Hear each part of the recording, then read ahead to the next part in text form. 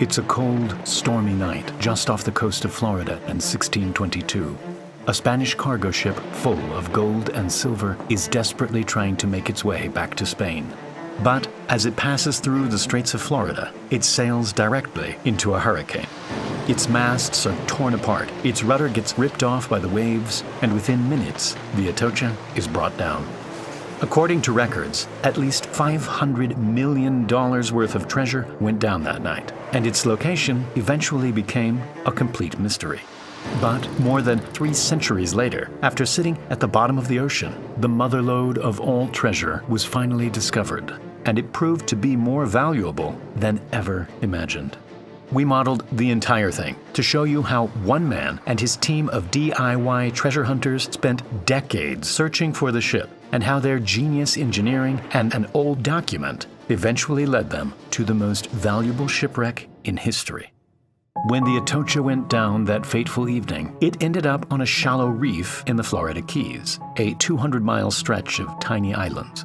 At the time, the location of the ship was known, but just a few weeks later, a second hurricane ripped the ship apart, leaving a trail of debris across the ocean floor. The location of the Atocha seemed to be lost forever, but records of its treasure were never forgotten. According to its cargo manifest, it was holding 150 gold bars, 1,000 silver bars, and more than 50 chests full of coins. All in all, the treasure would be worth at least $500 million today. All someone had to do was find it. That's where American treasure hunter Mel Fisher came in.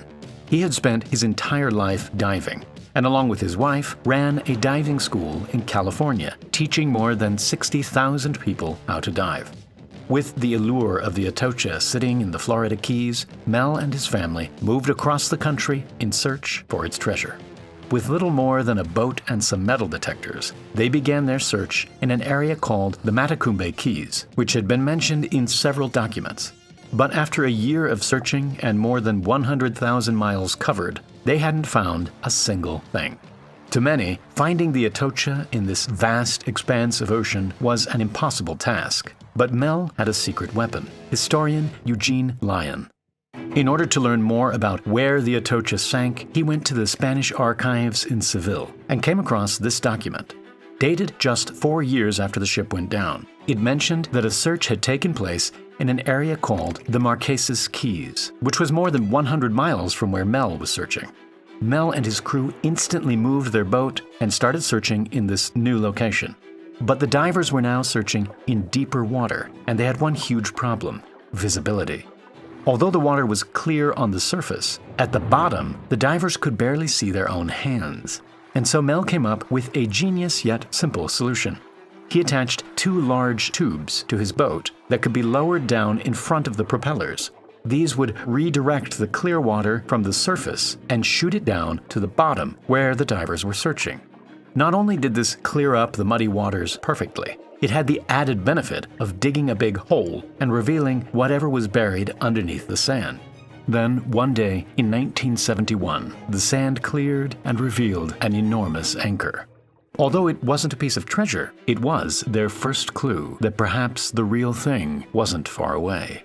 More artifacts started to show up, like cups, swords, cannonballs, and iron nails used to hold the ship together. To keep track of everything, they started building a map of circles, showing where each piece of treasure had been found. After a while, a clear line started to appear on the map, and they came to the conclusion that the Atocha's motherlode must lie somewhere along this line. Then, while searching near the bottom of the line, a diver came across something really special: an early version of the Opera web browser. Just kidding. Opera now presents its latest evolution of web browsing, Opera R2. With new features like split screening, fully customizable themes, and a whole new tab system, Opera is the most modern browsing experience available. In order to keep track of what you're working on, tab islands automatically group your tabs by context, and they can be expanded or collapsed to save space. And with tab traces, it adds this dark underscore to your most recently visited tabs, so you never get lost in what you're doing. You can even use 2 tabs at the same time, thanks to the split screen feature. Simply drag your tab downwards, and you can compare 2 products. No need for 2 browser windows. You can also control your music without interrupting your browsing thanks to the floating music player. It can even be used outside the browser.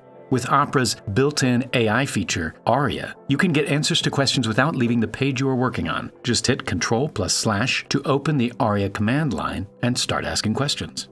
Aria can generate images based on a single prompt. It also works the other way around. If you upload images, it can give you more information about it thanks to image recognition.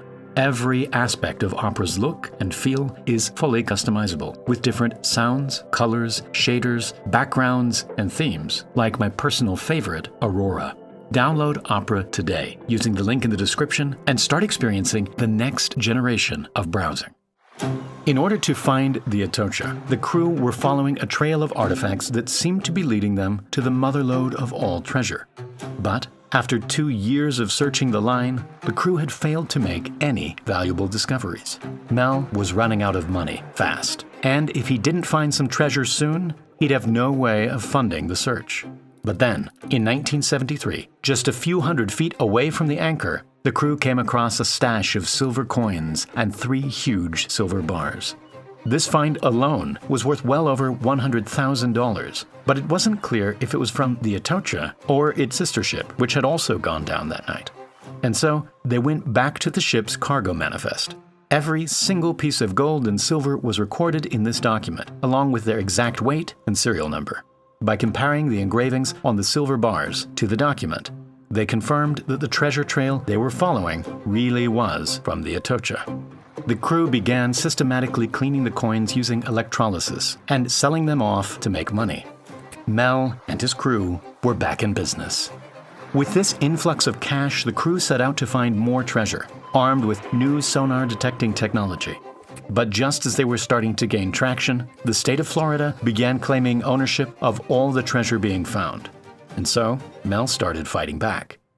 In the meantime, the crew continued finding more objects on the line, a major find being 9 bronze cannons with Atocha markings engraved into their barrels. But just a day after finding these cannons, one of their boats capsized during the night, killing 3 of the crew, including Mel's son. 3 years went by, and the crew continued looking without finding any new clues. The line had run dry. Throughout the search, Mel had often mentioned a mysterious document he had read, written by one of the Atocha survivors. According to the document, the survivor had helped an admiral smuggle 70 pounds of the world's finest Colombian emeralds onto the ship. It was never clear where Mel had read this, but he was absolutely sure that there was more to the Atocha's treasure than just gold and silver. Meanwhile, after 8 years of legal battles, Mel won against the government and was finally granted the right to 100% of the treasure. But by the end of the 70s, Mel had spent over $6 million looking for the Atocha, and the elusive treasure still hadn't showed up. Every little object along the way had teased the crew, and it still seemed like the treasure had to be lying somewhere along the line. But all that was about to change. In 1983, while on their way out to the line, the crew's magnetometer started lighting up. Divers went down to check, and they came across several metallic objects in a location southeast of the line. By plotting these on the map, a new line started to branch off from the original one. They knew that the ship was ripped apart a month after it sank, so it was possible that the debris was carried on a different path. They followed this new line for a couple of years, and it continued to reveal little bits of treasure. Then, on the 20th of July, 1985, exactly 10 years after the tragic death of the 3 crew members, a large but faint object showed up on their sonar scanner. 2 divers immediately entered the water and began searching for it. On a hunch, Greg Wareham decided to wander off about 100 yards to the east. And there it was. Sitting in front of him was an 80-foot-long shipwreck with piles upon piles of silver bars sitting on top. Off to the side were several chests full of coins and gold bars glinting in the light. There was no doubt that after 16 years of searching, Mel and his crew had finally found the motherlode. Amazingly, hidden within the wreck was a thumb-sized emerald worth over $800,000 alone. Elsewhere in the wreckage, another one popped up, this time worth over $1 million. Eventually, more than 2,000 of the finest uncut emeralds were discovered, and Mel's story turned out to be true after all. And now, time for the Primal Space giveaway. The winner of the previous giveaway is Emmanuel. Congrats! In the next video, we'll be giving away another $100 Amazon gift card to one lucky viewer. All you need to do is sign up at the link below, like the video, and leave a comment saying what you thought about this incredible treasure hunt. Thank you very much for watching, and I'll see you in the next video.